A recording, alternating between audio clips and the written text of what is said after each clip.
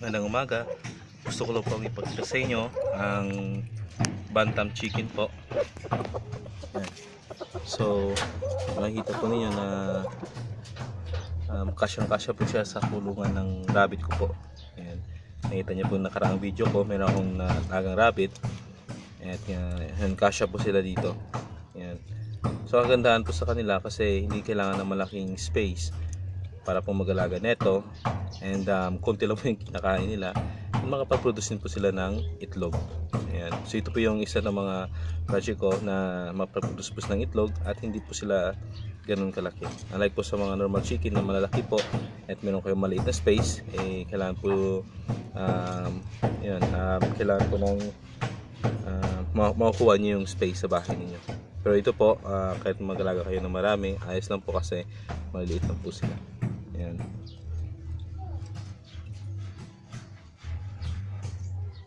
Ayan, sa kabila po.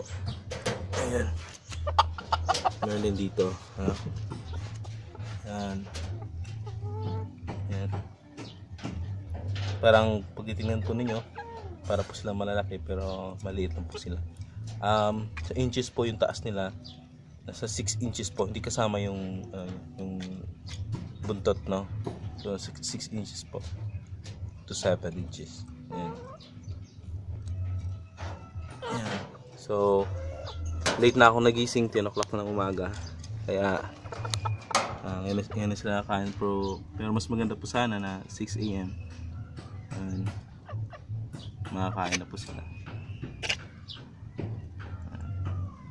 Kahapon ng itlog yung isa hindi ko alam bakit huminto yung pangitlog niya. Kasi yung unang itlog niya kinuha ko agad.